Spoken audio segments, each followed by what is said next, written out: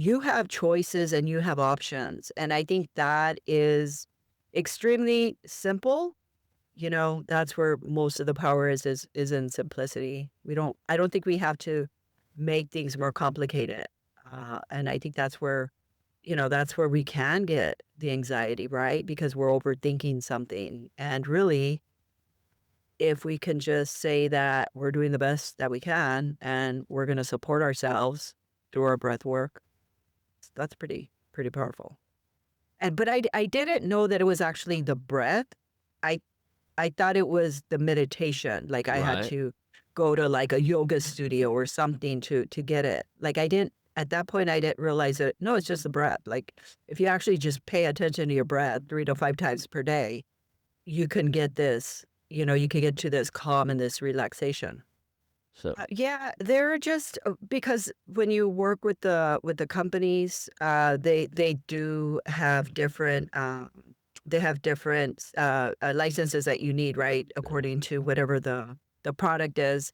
So for stocks, it would be the Series 7, 7. yeah. For like mutual funds is like the Series 63. Okay. So it's just a whatever product they want to make sure that you know what you're doing.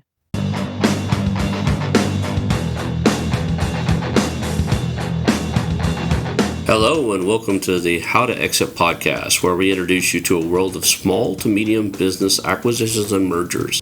We interview business owners, industry leaders, authors, mentors, and other influencers with the sole intent to share with you what it looks like to buy or sell a business. Let's get rolling.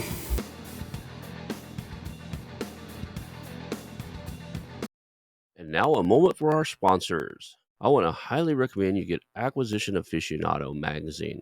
Every month, Acquisition Aficionado magazine brings you tactics for business buying and selling you won't find anywhere else. Learn firsthand from industry leaders who share their success stories, featuring in depth interviews and stories from leading figures in the business acquisition industry.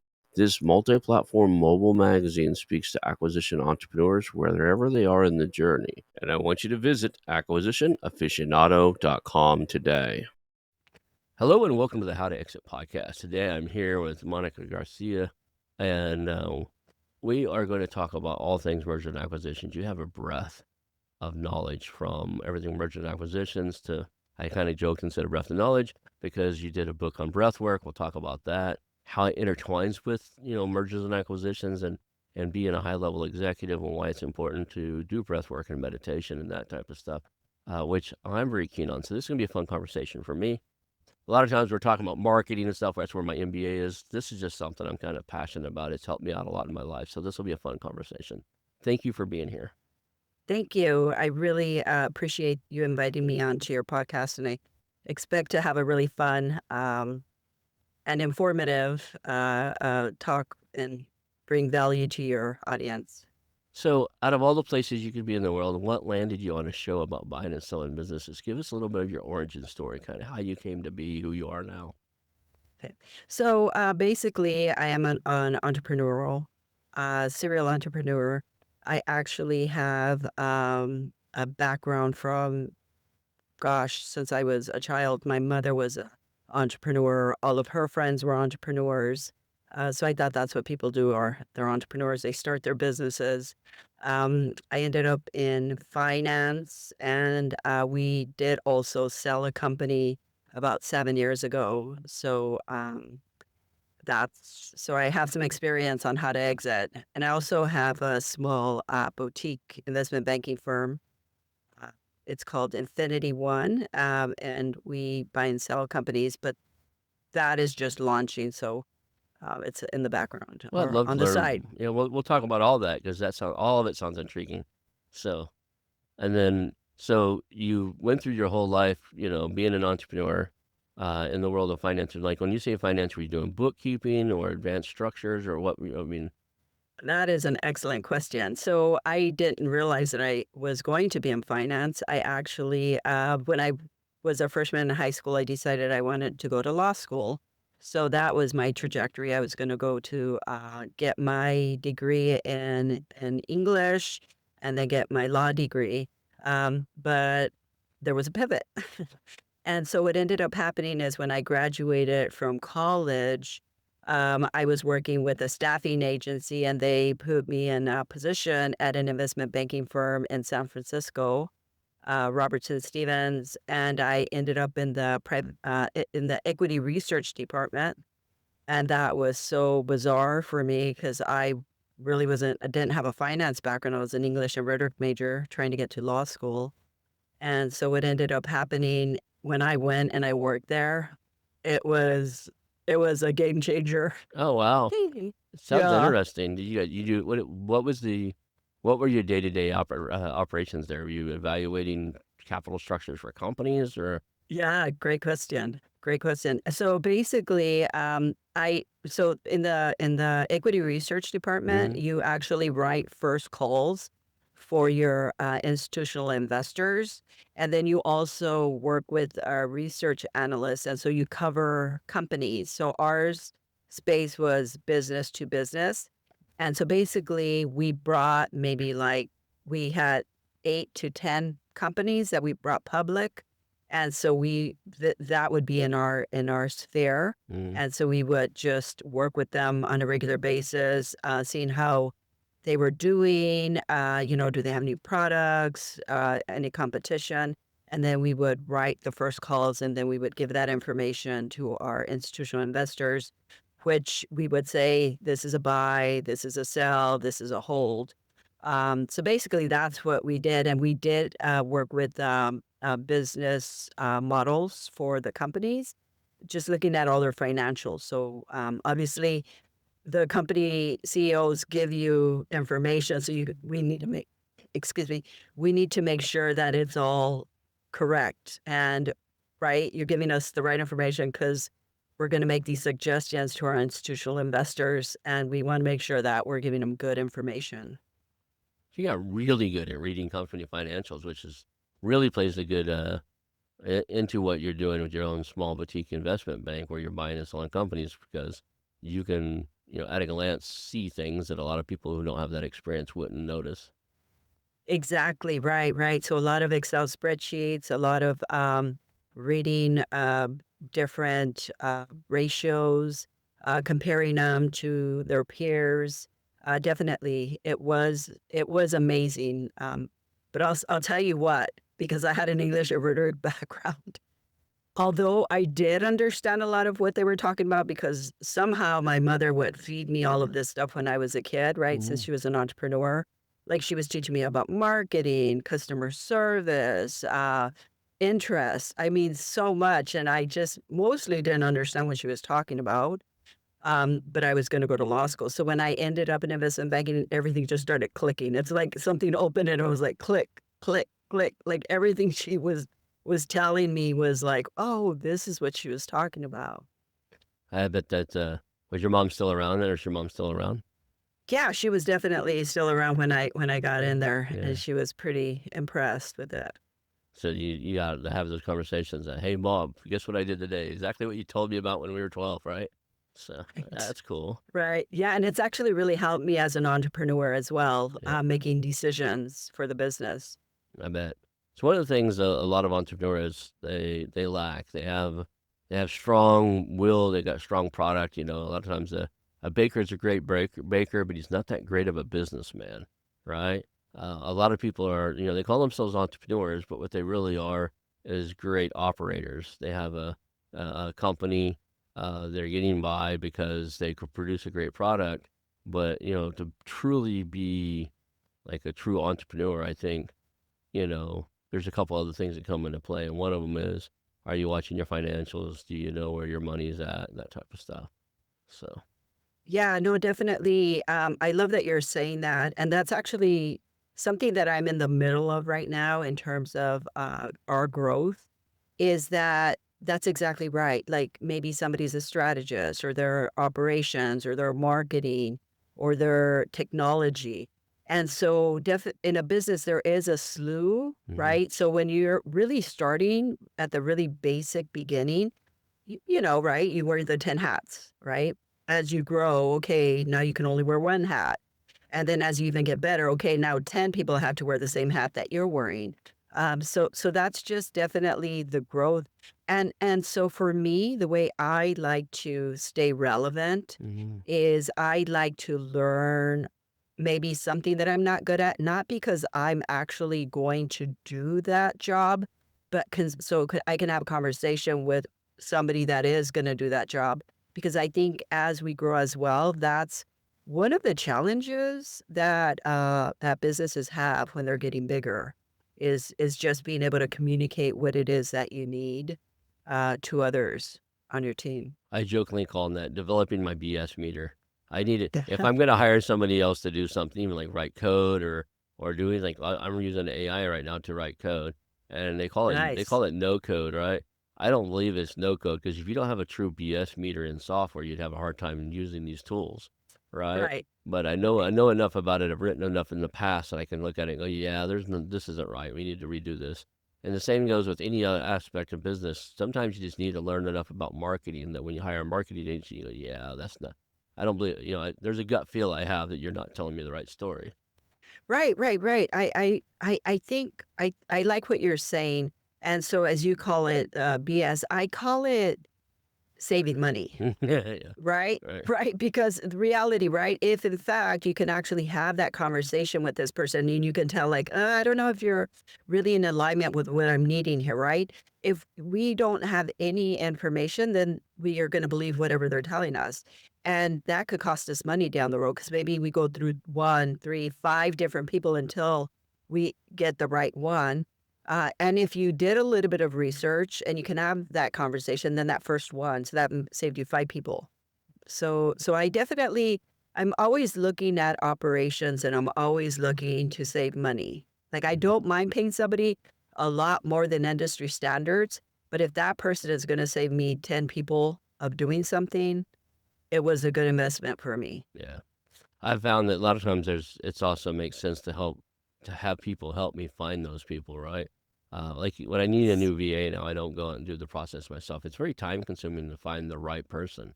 I have a guy, Eric, who's just really good at that. So I give him my job description. He helped me refine it a little bit by asking me questions so he understands it deeply. Then he goes out and looks at 100 resume, interviews 20 people, and I only have to look at the top three he picks, right? That's And I wonderful. pay him to do it because now I've got three rock stars to choose from, and I didn't have to Right. spend the 15, 20 hours he spent to get there. So, Exactly. Yeah. yeah. No, I love what you're saying because I think that's it is finding that team, right? Mhm. Finding those people who can help you kind of get through the 1,000 people that are potentially there, right? Yeah. And now you just got 3 out of 1,000, like, how much yeah, exactly. Yeah. And then exactly almost what you're needing. You just Yeah. have to vet those 3 people. Yeah. That's what's been working. So far in your story, we've got to the fact you were in San Francisco, you're working for this finance firm, you just graduated college with your English degree, and now you're doing numbers. Where did you go from there? What made you leave that cushy job? I'm laughing because I know investment banks work your butt off. So Yeah. Well, yeah, that was what was it really interesting is, first of all, landing in that position when I was an English and rhetoric major and some of the other, the other employees there had been working their whole lives to try to get this job, and here I am. So that was interesting to just be in that room with those people. So what ended up happening is I did pivot. I said, I'm going to learn finance. I love this stuff. So from there, I just really started embracing finance and just started learning as much as I could. So I started reading investment books. I got my Series 7, my Series 63. I started studying to get my CFA. I went back to get my executive MBA. I did take classes, like, would get my financial certificate for like program at UC Berkeley. So I definitely just started really deep diving into now starting to learn about Excel spreadsheets and all the different financials for businesses. So that's how I pivoted.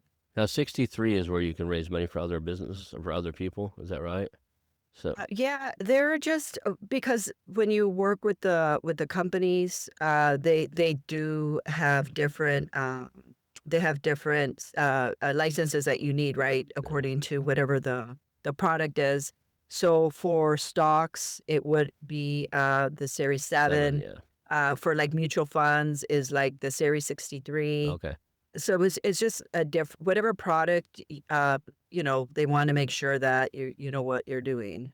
Well, I got an offer to go down to Dallas and help raise funds for a guy who bought companies. He would go in and, his investment group would go find a really cool thing happening in, say, Boston, and, maybe it was one of the things they did were micro hospitals, kind of a little step in between a emergency room, like a minor emergency center and a hospital, right? They could do a lot of outpatient center stuff like that. So a little bigger than your normal or little minor emergency center you see on the corner of the road, and not quite as big as a hospital.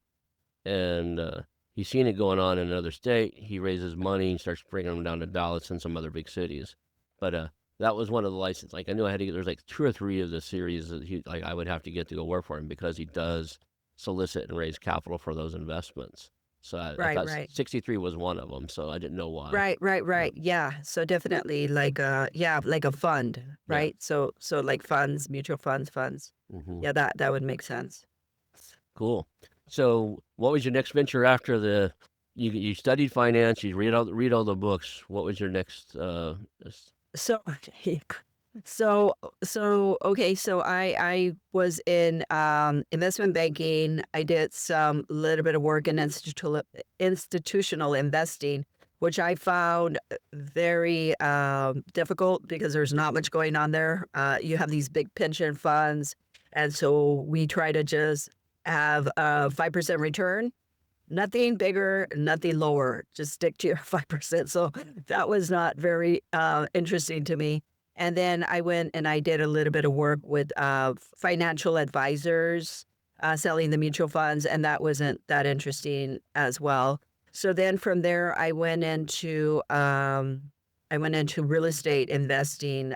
So retirement, buying a second home as for your portfolio. So I did that for a while, and then I started consulting to entrepreneurs Mhm. for, growth. And then we started our company. So we had that company for 16 years before we sold it. So basically that's I spent a really large portion of my time consulting to entrepreneurs. And then that's when I got my MBA, and I had other programs that I would work on, like financing, women in tech, and valuation for companies. Yeah, so I just really started doing I think at that time, I really just started doing really deep dives into Excel spreadsheets and, right, and valuing companies. That's cool. I have a real estate background. For a while there, I owned the Tulsa Real Estate Investors Association in Tulsa, Oklahoma, Nice. and then we owned a company that would stop foreclosures and buy and sell foreclosed houses. Wow. So a little real estate investment firm, just a few people and lots of deals. We did quite a few transactions. We were probably one of the biggest in the town in that county we were for foreclosures for a long time. But we trained all the real estate agents and brokers. If you hated short sales, bring them to us. We would negotiate them for you. So, Nice. but Yeah, that's a great, I've heard of that, and I know here in LA, we do have a lot of different types of offerings. Like, I don't know a lot about foreclosure, so I kinda shy away from that. I think I would have to do some more research. every state, I wouldn't even get into it. Every state is different, and they've made it so difficult. So in 2008, when we first started, we did what was referred to as investor-backed short sales, and by 2017, it was almost impossible to get those done. All the banks had rejected them. Nobody wanted. The banks wanted as much money as they could out of every deal. There were like 6 banks that wouldn't even talk to us anymore. Bank of America, Wells Fargo, a bunch of them, but just like wouldn't. They seen our name on an offer, they're like, "Oh, you're an investment group, or we don't do that." And they just wanted them sold to the market to the highest bidder. And so it just became an absolute nightmare. So I sold it. My business partner thought he could straighten it out. I just knew the market had changed on us. So I sold my interest to him and moved on. But that said, I would never get back into the short sales foreclosure business. They've just made so much government red tape over it. It's just so hard to get anything done in that realm. Now, buying them after the foreclosure is another story. Buying blocks of bank, we did this some too. Buying entire what they call blocks of houses from a bank. So banks foreclosed on how a dozen houses, and they just got to get them off their books. You can buy 10, 15 at a time from the Oh, bank and then go yeah. fix them all up or sell them off. Right, right. Yeah. And then, yeah, so I would imagine, yeah, different regulations. Was that before or after COVID? Like, how close was This that is to COVID? 2017 is when we should announce. It was definitely before COVID. And then, I kind of semi-retired trying to figure out what I was going to do next. But when COVID rolled through, that changed some stuff too. So the markets, all businesses are cyclical, including real estate. I would be like, everybody will tell you that real estate's, it's pretty steady year round. Like they have cycles. They have boom markets, bust markets, hot markets, cold markets. There's certain times of the year where it's really hard to sell a house. So all businesses have cycles, and you just got to learn the cycles of every business. Right. I love that you're saying that because I think if you understand that, you Hmm. can do really, really well in almost any cycle. So if one's down, then you're at another one that's going up. And yeah, definitely. I think to position yourself that way is really a smart thing to do. Yeah, that's the beauty of real estate and a lot of other businesses the same way. I'm sure if you know the cycles, you know what's going on. Like, okay, when there's lots of foreclosures, this is a business you might want to be in. But when the market's really hot, you probably ought to be in this, other business, right? So the difference, like a Exactly. lot of my friends that were in this space, and I'm still friends with them. When the market got super hot, they learned to build houses and were building houses, right? Because the market was hot and they were easy to sell. When the market's cold and there's lots of houses on the market, they would flip houses. They take markets, deals that nobody could, they couldn't sell them because only people were buying. When the market's cold like that, they're only buying finished, beautiful homes, right? So all the damaged homes are really discounted. So you can buy a damaged home, make it a beautiful home, and then somebody will buy it.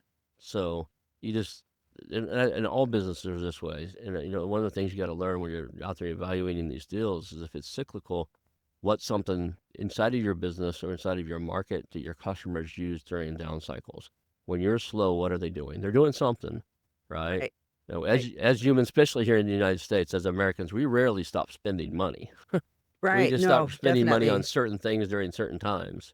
Right, So, right.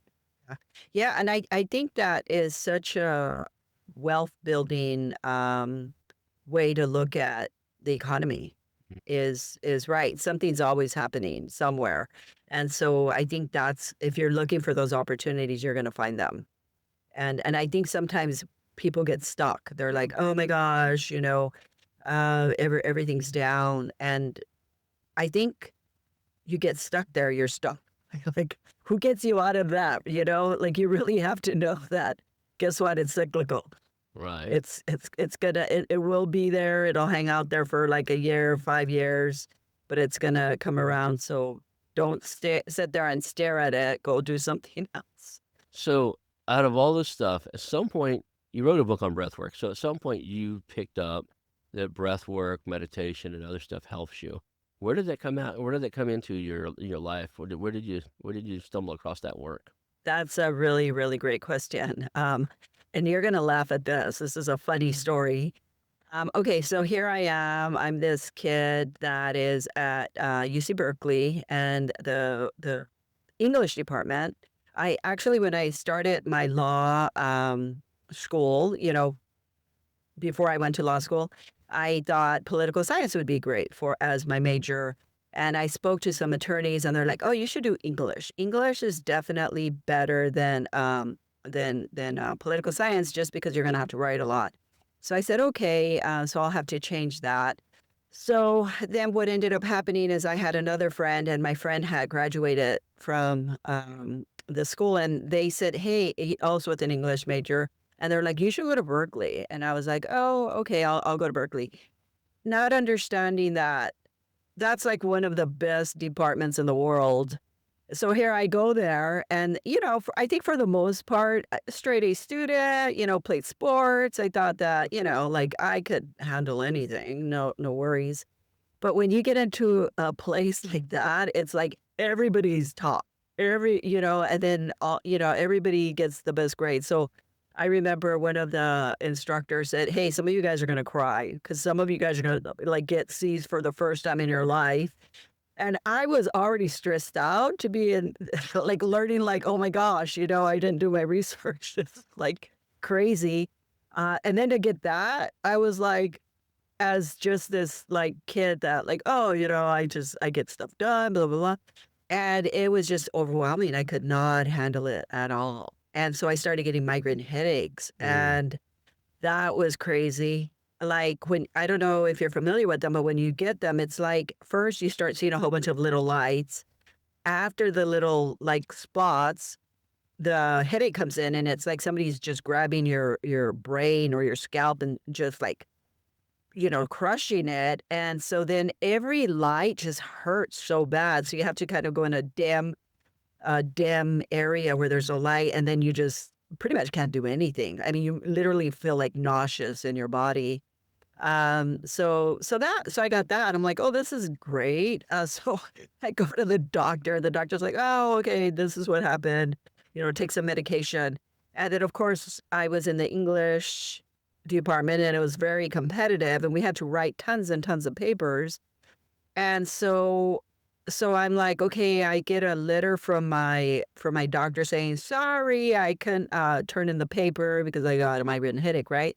So I took the medication. Long story short, didn't work.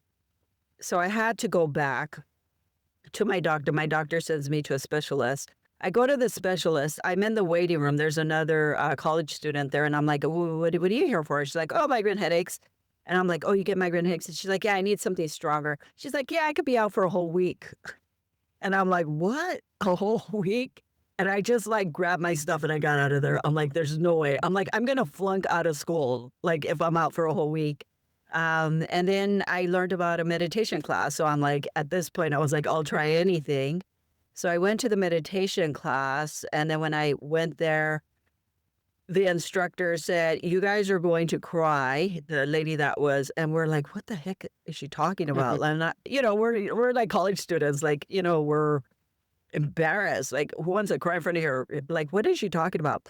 Long story short, she meant that you were finally gonna get to a place of relaxation, that your eyes would get teary, like maybe a little kid that is, mm, like, tired, and they get those, like, really relaxed kind of tears in their eyes. That's what she was talking about, mm. and that's where I learned my breath work. Like, it was the first time that I literally felt just really relaxed in my whole entire life. It was the most interesting thing. But I didn't know that it was actually the breath. I I thought it was the meditation, like, I had Right. to go to, like, a yoga studio or something to get it. Like, I didn't at that point, I didn't realize that, no, it's just the breath. Like, if you actually just pay attention to your breath 3 to 5 times per day, you can get this, you can get to this calm and this relaxation. That's awesome. And so you've been doing that and researching it and being around it for the rest of your life? Yeah. Oh, so this is what happened. After I graduated there, Mm, that's when I got into investment banking. So being in that very dynamic environment, right? And then also wanting to go to law school, not really knowing what finance was about. And then around all these kids that were completely competitive, right? Because they've been like working so hard all this time. I was able to use the breath work to just be calm in that environment. Like, I was like, whoa. The migraine headaches were like a blessing, to yeah. learn that tool. That was a great tool to have to Yeah. be able to be in that environment. So I do meditation and some breath work, but in a similar sense, it's to overcome a medical issue, right? I started having anxiety and panic attacks, and I'm thinking the first one, I'm overweight. So when you're overweight and your heart starts hurting, you go to the hospital. So the first time was years ago, and I went to the hospital. And like, oh, you're not having a heart. They put me on the EKG machines and test everything, and you're not having a heart attack. And they can say you've never had a heart attack because they can see that with the meters. And they said you're just having a panic attack. And I'm like, the egotistical male. What the hell? I'm having a panic attack. I don't panic over everything. I've raced motorcycles. I've You're been in the ring. I've been I've done fights. I'm just at a real estate investment firm. I'm not having a panic attack. I was working for another real estate investment firm. He had bought our marketing company, and anyway, you're like, yeah, you are, and I can like your anxiety is going up right now, and also my chest started hurting again, and I was like, oh wow. So you start wanting to give me all these medicines, and a lot of them are heart medicines. It's like, why do I need all these heart medicines? Because you just told me I didn't have any heart issues. Well, it'll help you from having these attacks. Well, they all have side effects, and like statins can do things like cause diabetes. I don't want any of that stuff. So I started researching what other ways to calm myself down, and through that, I found meditation. So that was one of Ah, those. And to this day, I probably do it 2 or 3 times a day. And the that's breath work, wonderful. I need to get more into. I do the box breathing, you know, breathe in for 8, hold for 8, and breathe out for. And then I do the alternate nasal. But there's so many different ones. There's, Right. yeah, Well, those completely would be breath work. yeah. So it doesn't matter if you do the box breathing or the different breathing. There could be probably like, I don't even know how many, but I know any time that you're just focusing on your breath, whatever type of breathing you're doing, that is definitely intentional and that definitely relaxes your body and your nervous system. And then it creates a habit. So eventually, you can pull that calm faster Yeah. by any type. So it doesn't really matter which one you choose, just as long as you do it. You're rewiring your brain. You're I bet rewiring your nervous system. there's a cool thing our brain does, and I bet it really helps with that if you do it on a regular basis. There's a thing in the neural language of programming, they call it anchoring. But a good example is when you walk through the street and you smell a bakery, and all of a sudden your Yeah. mind takes you back to grandma's bakery, and like you're in a different. Yes. You time travel. You're back in grandma's Yep. kitchen, and it's just like your mind goes there, right? And it's an olfactory. You smelled something, and it triggered. That's one of the big ones. Well, your body can do the same thing for anything. It can put itself into mental states. So if you do meditation and or like this breath work stuff on a regular basis, usually within the first 2 or 3 breaths, your body starts to make that a shift way faster after you've done it for a while, because it goes, Exactly. oh, this is what we're about to do, right? Right, right, Yeah. right. Yeah, and so definitely that is exactly why I'm gonna do my TEDx talk. Mm-hmm. Breath work makes you wealthy. Because think about that. Think about that. If we get anxiety with and this is even the most successful elite, Olympian or Navy SEALs or anyone. Everybody uses it. They use the breath work. It is extremely powerful, right? And it's just because we have to be on, we have to be paying attention. That's okay. Do that. But do it through a place of calm, right? So if you breathe, then you're intentional and then you're actually now you're working with your executive brain because if you're in the if you're in the breath and you're in the calm, then you can have your executive brain working. When we're in cortisol and we're in anxiety or anything else that's just really not allowing us to just be relaxed, then we're not in our executive brain. So when we're in our executive brain, we're making great decisions. And so if you're going to make a financial decision, why not be in your executive brain, right? And you can be thoughtful and intentional, and through that, you can just take home 30% better returns. Then that's a lot. Yeah, it's a lot. So there's just amazing things that people can do in breath work too. What comes to mind is Wim Hof, right? The guy who can control his Yes. Oh body my temperature. He gosh. gets it, through breath work, just the way he breathes and does his Yes. breath work, he can get in ice cold water. And they've actually scientifically put him in the ice baths and stuff, and they could tell. I don't know where they stuck the thermometer, but they could tell his core temperature was stayed the same, right? So his internal organs and everything, he can hold it out 10 or 20 times longer than any other human, where he can stay in ice cold water and stuff like that, and his core temperature doesn't change through his breath work. So it's I love that remarkable. you just brought that up. I Yeah. absolutely love it. He's actually in my book, by the way, Is he? because you're right. You can't talk about breath work and not talk about Wim Hof. Yeah, he's taken it to the extreme. He really has. So, well, show Yeah, us no, your book. definitely. You have a book. You have a book Oh, that yeah. show us what we're talking about. We keep referring to it, but So this is it. well, It's called The Power of Breath, The Gift of Self-Actualization Through Meditation. And I like I said, I wrote it for myself because it is really a life changer, and I love that you use already breathwork. And like I was saying, most successful people do breathwork. There's so much more to learn inside of this space. It's intriguing me. So thank you for bringing that back up and bringing it out into the world of business, right? Putting that. Right. Yeah, yeah, no, definitely. And I think, I mean, even if we think about it, like for our businesses, even for our personal life, if we really think about it, if, for example, maybe something in our business that we're avoiding, we all do this, right? Like, I don't want to deal with that. And sometimes just breathing into it, right? Breathing into like, okay, I got to look at this product, right? Like, I really love this product and I thought it was going to do amazing and, maybe I have 5 products and that's what was one of my darlings, but it's not working out at all, right? So even using the breath work to like, okay, I'm gonna fess up.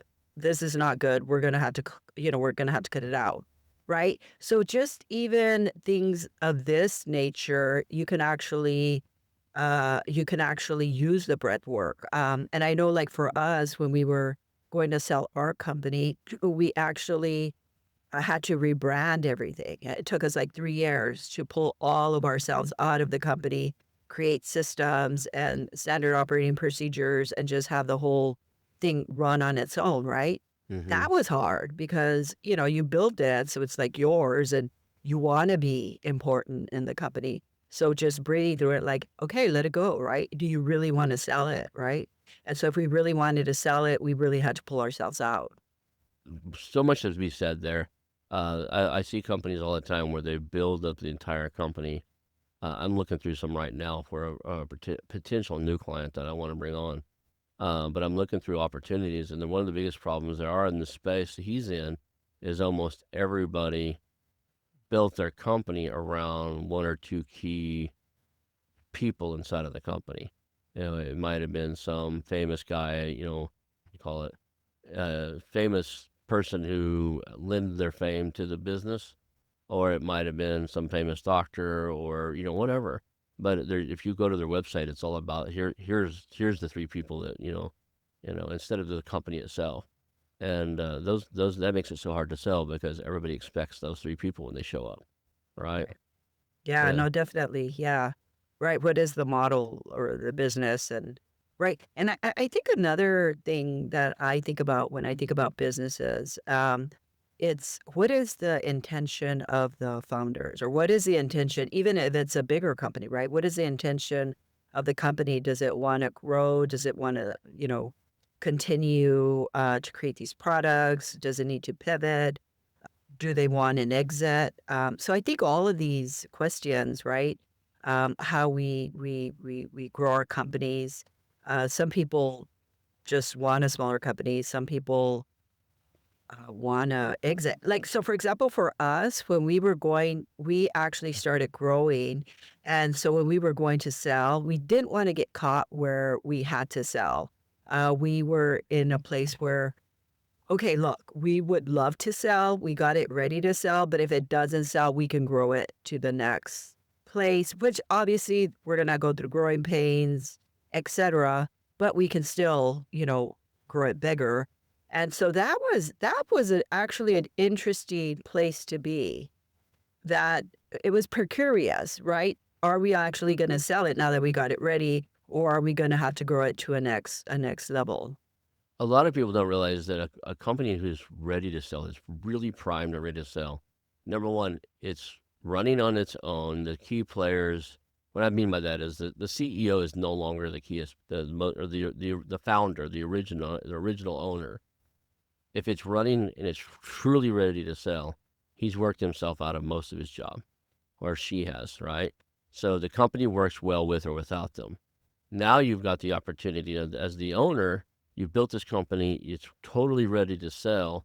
It's making money. You can go on vacation for 2 months, come back, and it's making more money than what it was when you left. Why would you ever sell that, right? There's this mentality in it, and I've seen it happen. It's like I refer to it as the used car, mentality. You're like, okay, it's time to trade my car in. So you go down and maybe you want the best trade-in value. So you have your car detailed, your mechanic look it over. So you're going to get the best, trade-in value.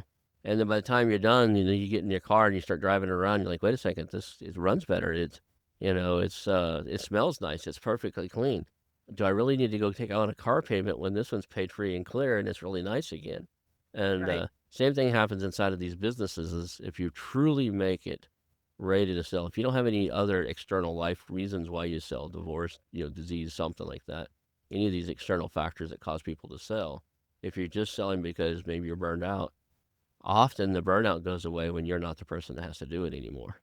Yeah, Right. that's a really, really, really great point that you're making because that's exactly I think also when you get it ready to sell, when you really pull yourself out, I love what you just said right now. And I think that's the beauty because now you really have systems in place. Now you can leave and it's gonna run. And then your example that, hey, it's actually running really well now, like just amazing.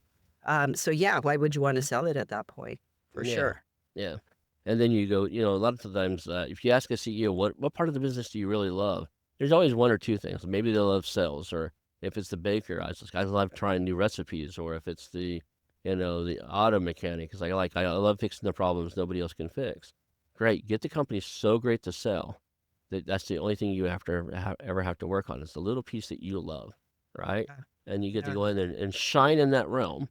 But the rest of it, you don't need to touch. It just runs. Yeah. So, Wow, that's amazing. Like, that right there is like that's real happiness and that's real living because at that point you're just like enjoying. And so I think at that point as well you're in flow, right? Because mhm. that's what you love. So that's where like you're not really working. You're just kind of enjoying yourself. And then at any given time, if you're operating that way, then it's time. Okay, now it's time I have to sell, or now it's time. I totally do want to do something else. It's ready, right? A lot of people don't get that. If you listen to this show, you definitely get this. We beat it through your head over 300 shows. Uh, it takes 3 to 5 years to get ready to sell a company that has been running for a while and has never put the systems, processes, standard operating procedures, key players in place. All the stuff you need to do. It takes some time. Yeah, I agree. At least 3 years for sure. Yeah. That's what it took us, 3 years, yeah, to get ready. Walk We us had to through. rebrand. Now, I Yeah, know you go can't ahead. talk about certain things about the exit and stuff like that. There's always these holdbacks where you got to be careful about what you say. But did you sell to private equity, or did you sell to another operator, or who did you end up selling it to? Yeah, we sold, to a company that, has been around for 100 years, and it was actually an interesting, situation because, they had just started getting into the market of acquiring or they revamped it or whatever. They had bought another company and they paid off the founders right away, and the Mm, founders took off, and the company did not do well, so that it just kind of went flat. So when they purchased us, part of the acquisition was that we would stay on for 3 years to help them with the yeah, transition. I guess they had learned their lesson, since we had grown it for 16 years, we really cared about our employees, so that was just fine for us because these are people that had yeah. families that, we would do stuff together and stuff, so we were happy with that to do that transition. Now you said you're outside of that 3 year commitment now. Oh, yeah, definitely. So that's already been about 7 years from Okay. today. Yeah. What was that like? Because a lot of people have a real hard time. A lot of software engineers and stuff like that when they sell their company, they were the CEO. They get to be the decision caller, the shot That's caller, a and great question. then they sell it to somebody else, and they got a boss who's never ran your company before, telling you what to do with your baby. How did that go for you? That's a great question. So I think what it is, it's kind of like, let's say you were at a restaurant and you're the Hmm. chef, right? So they move you to a line item cook. So you're not the chef. So it's fine because you know you're going to be there for 3 years, and you know you're helping with the transition. So I think when you look at it that way, it's bearable. You're okay, You but had to you're use a lot of breath 100% work. correct. Yeah, a lot of breath work. There you go. Exactly, and it was a really nice turnout for us. So we were okay. We were players. We were playing. Yeah, Yep. we were all fine with that. Okay.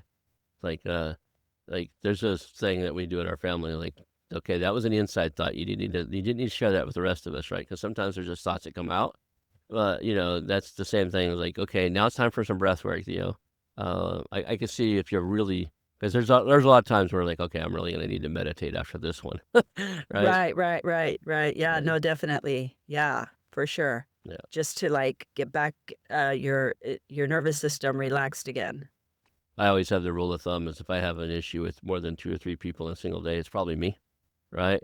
I So love that. yeah, I love that. my first frustration, I'll give that to whoever caused it. The second one, I start thinking, and the third one's like, okay, something's up with me today.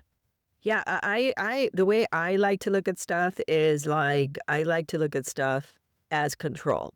So I can control myself, I can't control anyone else. So Right.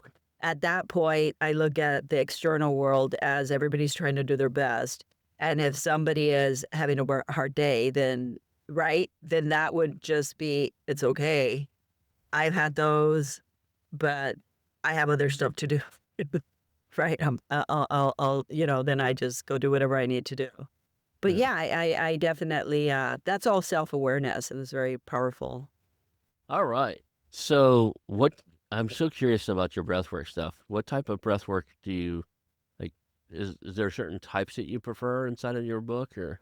Yeah, so oh my gosh, I love that you're asking me a little bit about my book. So I'll tell you what, when I wrote the book, I had in mind also, like, meditation or breath work for the rest of us, because when I started learning about meditation and breath work, I was like, "Okay, I have to go find the creek or the beautiful tree on the hillside," or like, literally, I would go searching yoga studios, to find that person that knew how to do the breathing, and, Mhm. so sometimes I wasn't able to recapture, but I think maybe after Wim Hof, I think that's when I started saying, like, "It's just the breath." Like, I don't need the meditation and this and all of these things. I think that's where I really got the aha moment, which is really fascinating because then I could just get rid of everything else and say, if I focus on my breath, like, even if I don't even breathe, but if I just really think about, like, how am I breathing right now? Like, if I just do that, that already has stopped everything. That has already brought me to the present. That has already made me intentional. I And get that. that's where your power is really. So let's dive in just a little bit. We've got about 10 minutes left. There's a lot of anxiety when it comes to selling a company. A lot of people back out at the last second because they don't know what they're going to do next. What are some of the techniques that through your book work and through all the stuff you can help people with and this breath work and through meditation and stuff? How do they perform better through this exit process and use these tools to help them control that anxiety to make informed decisions based off of logic and true I call it true heart emotional stuff, not sporadic, like emotional decisions, but truly where they think they want to be, like down in their heart and soul. What do they I want to love do that. next? This is a Um, great, great question. Absolutely. So definitely first, before anything else, I think, having a conversation with yourself, like, what is, like, the perfect scenario that you wanna see in this, right? And then also doing a banta, which is like, you have this threshold, like, "I'm not going to sell my company for any less than this, mm, number." So these things are important. So if you could get these, like, almost like, a contract with yourself, right? So when you start going into this, you will start having a lot of thoughts. People are going to tell you stuff. You're going to get swayed. If you're tired, maybe it's going to be a little bit harder. Any of these things can happen. But if you really have thought about it before and you have committed to yourself something, and then you go into it, and that's where the breath work starts helping then. So now you already have exactly how you've looked at it when you haven't had any of the stress, just on your own, right? Maybe a decision tree or a pros and cons, whatever it is that you want to look at in a very neutral state before you start going this into this other realm. So now you have your contract with with yourself. So now when you start going into these other spaces, you got to keep that in your mind. So when you start getting other thoughts, when people start telling you to do this, anything, that's when you start doing the breath work and you stick to what you committed to yourself and you do not go away from that. You stay strong in that because you thought about this when you were neutral. So Mhm. do not change it now that, all of these other factors are coming in, all of these other influences, external, right? Even like I said, whether you're tired, maybe you haven't eaten, maybe something happened to one of your family members, all of that stuff, if you do the breath work, you will know the next step to do. So let's say maybe something happened, you're here, you could say, "Excuse me, I need to go handle this," and just let it go take care of something that rather than just kind of feeding into maybe a situation that could just start getting emotionally intense and or anything else, because the reality of it is there's a lot riding here, right? If you're selling a business, there's a lot going on. So kind of give yourself that grace as well that, hey, this is normal. For you to feel this way, this is normal. So just breathe through it. But stay in your executive function. So whatever decisions you're going to make, you're going to be proud. 1 year, 3 year, 5 years, 10 years down the road, you're gonna be like, "Yep, I did an amazing job there, and I would do that like that again." So now I've done some breath work. You do it all the time. I know certain ones that I use. You have your favorites and stuff. For anybody who's listening who's never done this, if they just Google breath work, there's going to be 1,000 things they can see. What would you recommend? As like I know there's box breathing, there's all these different ones. If somebody was going to Google like and look at something on YouTube to do a breath work today, what would you recommend them look for to be a good starter point? What technique? Well, I'm gonna be a little biased. My book is absolutely amazing Mm-hmm. because what I do is I do some funny stuff. I say, like, put your breath or meditation on the palm of your hand. Like, just Mm-hmm. look at it, watch it, right? So I think the first and foremost is just to, like, what do you think about meditation? What do you think about breath work, right? So just really start to just think about it. Like, I don't know, I've never really thought about it, right? Like, what is that? Like, that's just like, it seems so like useless, right? So whatever, it doesn't matter. So whatever your thought process is, just allow that, right? Because once you start just really like allowing it into your space, then the next steps will just naturally start to happen. And so that's what I do in my book. I do have the box breathing. I have really heavy, deep breathing. So, for example, to blow out, maybe you do a four breath in, hold for like 4 seconds, and you breathe out 10 seconds, right? That's not easy. That will take you a long time. Also, anything on, just like on YouTube, you have all of these these different apps.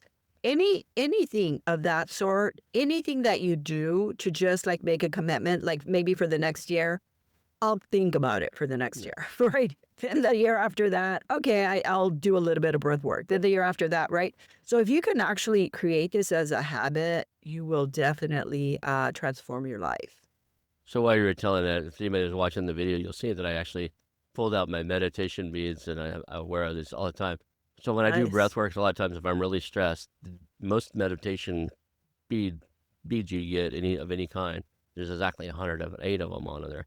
So what Wow. I'll do if I'm really stressed or I'm starting to have a little bit of a panic attack is I do 108 very deep breaths.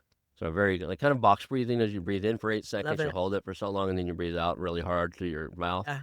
So in through your nose, out through your mouth, but there's a timing. But I do a complete 108. So I take the Wow. beads off, and it takes a while, but That's it totally awesome. totally eliminates an anxiety attack or a panic attack for me anyway. No, So, for sure. But but but but that's true medicine. What you're yeah, talking about, that's true. And it doesn't cost anything. And it actually is going to help you with so many other parts of your body, yeah, so many other things that you could have challenges in your life. It's going to help you, and yeah, there's no side effects. yeah. So Only, embrace your only. inner awareness. I wear a meditation necklace and I love and that. a I love organic that. stone my son bought me from something. But I Yeah. love that. That is it's, and it's interesting. I see people also, they wear like these bracelets, the Yeah. same exact thing. Exactly. And so when they do start feeling like, okay, I'm not really paying attention, or whoa, I have like 1,000 thoughts in my head, stress, they definitely will grab it and then just start, like, coming back to the present. And Mhm. that's another thing, that's very interesting. Breath work will never be in the future. Breath work will never be in the past. It's always in the present. So the present is a gift, right? So this is intentional, and this is actually where you have all your power, is in the present. In each breath, that you'll never have that again, but that's the present, and that's where you have choices and you have options, and I think that is extremely simple. That's where most of the power is in simplicity. I don't think we have to make things more complicated, and I think that's where we can get the anxiety, right? Because we're overthinking something, and really, if we can just say that we're doing the best that we can and we're gonna support ourselves through our breath work, that's pretty powerful. Well, what else would, as we're running out of time here, we're getting last a few minutes and stuff. How does people we can find your book, I'm assuming, on Amazon and that type of Yes, location? Amazon. Yes, that's Okay. correct. And Monica then Garcia Duggal. and then, so Monica Garcia Duggal. I missed your last name earlier. I was just looking at Oh, that's the okay. form. Yeah, yeah, it's a long one, Monica Garcia Duggal. Yeah. Okay. But so you look at that, you find it on Amazon, you get it there. Now you said earlier you're working on another book on finance. Is it for small businesses or what is it for? Yeah, that's the great question. So, since I have 30 years worth of finance experience, I'm really great at personal finance to business finance to legacy building, right? Mhm. And like I said, I've studied a lot of people. I do run a lot of business models on different, different ideas. So I really have to decide what I want to do, but I did wanna do something I thought would be really interesting for people. What should we know at different times of our lives? Like, right? Like, maybe when you're at this age, this is good to know. At this age, this is good to know. At this age, right? Because I don't think I've seen anything out there. I think when we talk about, like, finance, they're all just a little place and time, right? And so sometimes it's hard for us to think about finance, right? Like, well, that doesn't really affect me now, but maybe it'll affect me down the road. And so sometimes we just avoid finance, and that's one of my things that I would love to do in my lifetime, is just to make people really comfortable with finance, really comfortable talking about money, because I think that's part of us taking care of ourselves. And I just, so yeah, I think my finance, I think the first one, I really wanna do something of that sort, because I've had college students that are engineers, like, "Oh, if you write a book on personal finance, can you please tell me?" There are a lot of books out there, but Mhm. I think I wanna make it really practical. Like, what are some of the challenges this age group would deal with? Like, when you're retired, what are some of the challenges that we would face there? Or this other place? Like, what would be some of the challenges that it would be great that somebody could just, even if you're not gonna find it in my book, it could be a conversation that you can start thinking about. Okay. Awesome.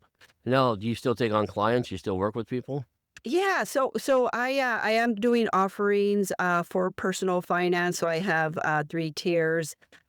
Because I'm doing the podcast, I am offering that now, which I hadn't really offered before.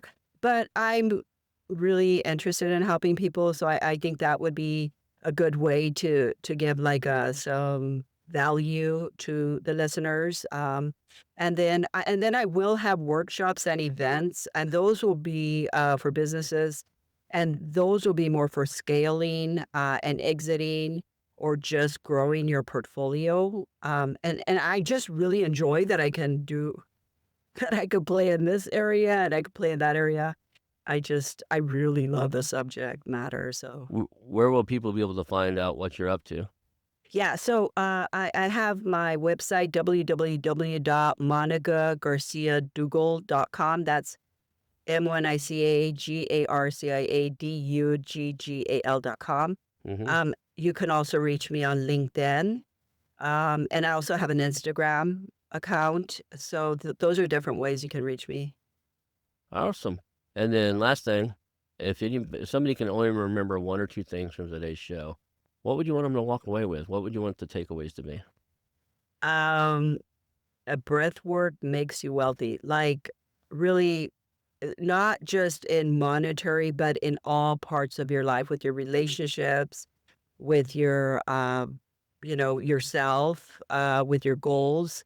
Breathwork is just it's just unfortunately something that people think is not as important as it actually is. And for example, for you use it, right? Like your beads.